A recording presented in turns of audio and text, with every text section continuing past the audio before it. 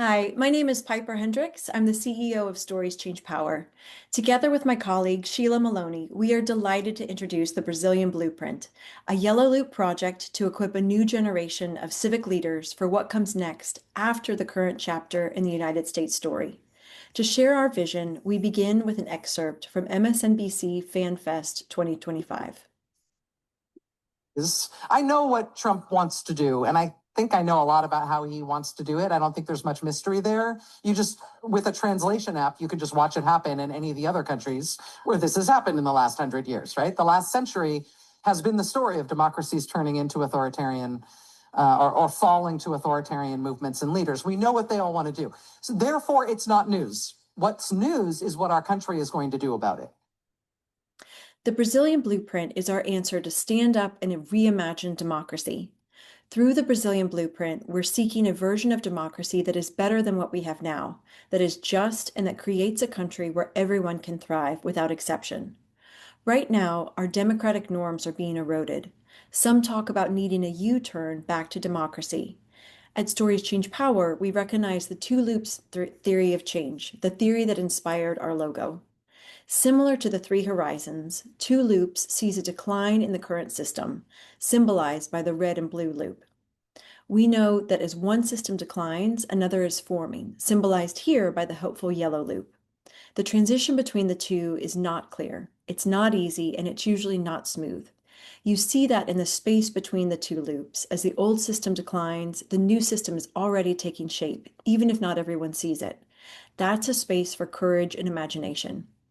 In the early 1900s, like today, the United States was at a civic low tide. Across the country, people responded with a wave of civic engagement. In 2026, we want to see another civic renewal.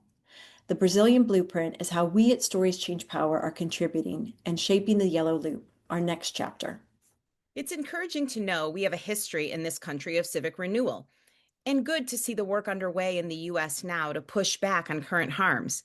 As a Chicagoan, I'm proud of the way my own city is showing up in this moment, with neighbors looking out for neighbors, and we, the people, are pushing back when those in power abuse their power.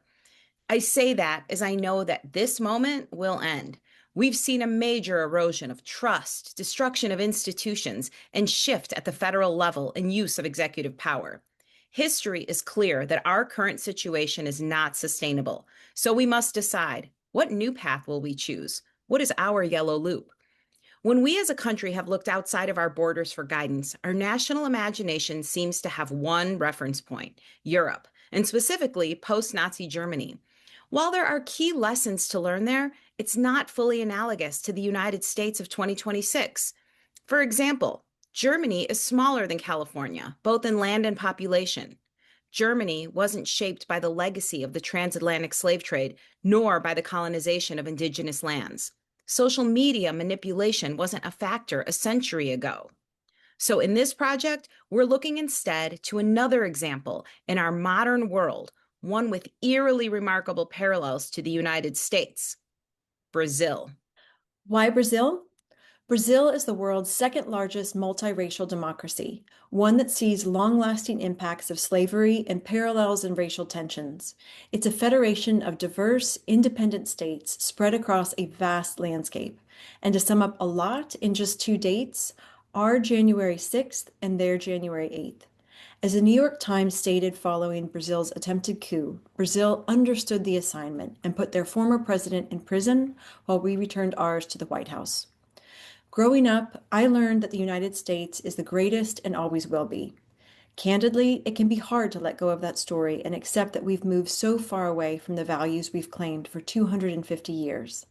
But if we stay stuck in one story, we'll miss an opportunity to write the one we all need and deserve. While it takes humility for the United States to admit this, there is a lot to learn from Brazil when it comes to rebuilding the yellow loop. Yes, January 6th and 8th are an easy way to summarize, but we only need to go back to 1988 to reach another key moment in Brazil's story. The same year Adele was born and George Bush Sr. was elected president. That's the year, after being under a military dictatorship for 2 decades, that Brazil retransitioned to democracy and rewrote its constitution specifically to strengthen democratic institutions and to prevent authoritarian backsliding. In rebuilding, Brazil took bold steps that many Brazilians couldn't have imagined then, and many in the United States can't imagine now. Just a few examples. Brazil abolished its electoral college, which it had modeled on ours, in favor of direct elections. Brazil joined a handful of countries worldwide with mandatory voting and figured out how to reconcile crimes committed by the state against protesters as well as crimes committed by protesters against the state. Politically, the parallels are simply too close to ignore. Moving beyond 1988 to even more modern history, President Lula crossed a class divide in Brazil, whereas President Obama crossed a racial divide in the United States. Both countries then saw a backlash, electing a populist for one term, and following that populist defeat at the ballot box, both countries engaged in an attempted coup 2 years apart, with Brazil's January 8th, 2023, literally modeled on our January 6th, 2021. But now we see that Brazil's institutions held the line through accountability and judicial action, while we grapple with impunity and erosion of checks and balances.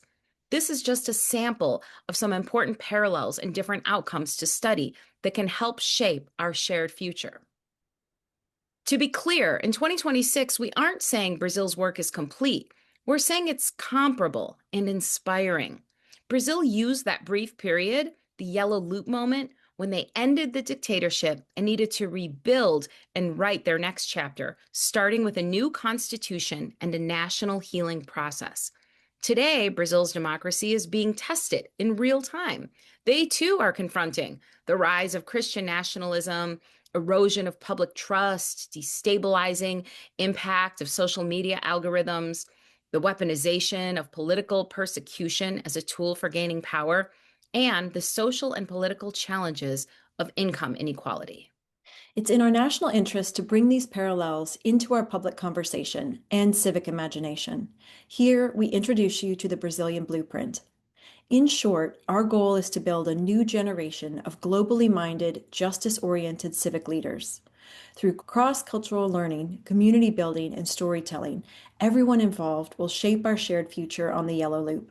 Participants will primarily include students, recent graduates, younger elected officials, and journalists. You can think of this project with 4 key phases and 4 areas of focus: equal treatment under the law, electoral integrity and voting processes, trusted information, and social cohesion.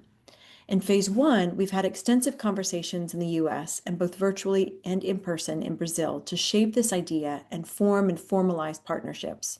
For phase 2 of the blueprint, we'll bring approximately 20 civic leaders on a self-funded delegation from the US to Brazil the first week of October of 2026 to observe the first round of the presidential election and engage in other democracy learning opportunities. Phase 3 will begin in 2027 with a multi-month learning community of changemakers, both in the US and Brazil, with demonstrated commitment to improving their neighborhoods, communities, and countries through civic engagement via a people-powered playbook. And in phase 4, the learning community will amplify their learning as far and wide as possible through a variety of deliverables to reach everyday citizens, experts, academics, and elected officials alike. For example, think of podcasts that disrupted narratives such as Serial, the telepathy tapes, and How I Built This.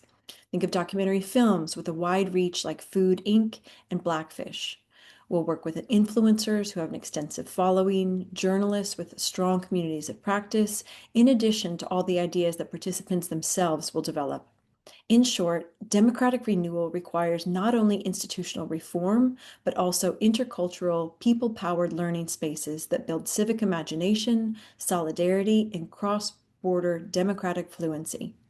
The Brazilian blueprint will provide those spaces, broaden the story we're telling ourselves here in the US by learning from a similarly situated peer, and bring more people onto the Yellow Loop as we start our next 250 years as a country. In phase 1, we strengthen our existing partnerships and continue to add new partners. Through our US NGO and former USAID employee connections, we've established partnerships with organizations eager to be part of this project. They include Pacto pela Democracia, Instituto Ethos, Sou da Paz, Fundação Adenauer, Conectas Direitos Humanos, and Instituto Ilimu. These are organizations that are doing the ongoing work of pro-democracy advocacy in Brazil and in the public and private sector, as well as focusing on human rights and racial justice. We've told you the why Brazil and the why now, but here is why we are the right people to lead this endeavor. The story of Brazil is more than just a historical record for me. It's actually why my own family left Brazil in 1978 when I was 2 years old. My mom, who had never left Brazil, wanted to raise her own kids near her siblings and in her own country. But as my dad told us, they were taking people off the street. And so I was raised here in a bilingual and bicultural household, visiting Brazil when we could. Like many immigrants, I was grateful for the US and its opportunities. I was lucky enough to go to college and law school where I chose mediation as my area of focus because I believe in a better way to solve differences. And in our current political climate, I believe we need more mediators and peacemakers. For me, growing up in a small town in Texas is where I developed pride in what the United States stands for.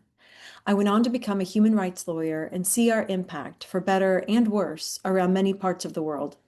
When legal cases didn't result in justice, I moved from law into documentary film, bringing my global focus back home to the United States, where I developed an even deeper appreciation for the power of story. Then I combined my passions for policy and story into advocacy strategy and communication. Inherent in advocacy, of course, is having a healthy, functioning system of government. Today, as part of Stories Change Power and in my own volunteer time, I'm deeply involved in pro-democracy work, including as part of Braver Angels' Citizen-Led Solutions team. Like Sheila, I care deeply about this country, and I've seen inspiring examples of what can happen when we, the people, shape our communities, neighborhoods, and country. I created this project to contribute to the people-powered playbook we need to live up to our stated values and create a future where we can all thrive together. Stories Change Power is a 501c3 nonprofit organization based in the United States. We're seeking $1.7 million to fund this 3-year project. Phase 1 funds strategy, planning, and initial time in Brazil. Phase 2 covers the delegation to Brazil in October 2026, including scholarships for those who do not have personal or professional development funds. Phase 3 supports the multi-month pro-democracy learning lab, and Phase 4 fuels the distribution of learning through as wide a ripple effect as possible. If this work is of interest, thank you for being on the Yellow Loop with us. There are 3 ways to be involved. 1, if you know someone else who shares our focus on what comes next, share this video. 2, if you'd like to be part of the October 2026 delegation to Brazil, complete the expression of interest form.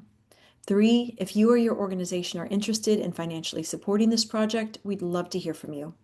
You'll also want to sign up for the Brazilian Blueprint monthly newsletter, so scan the QR code here to stay on the Yellow Loop as the project progresses. Thank you.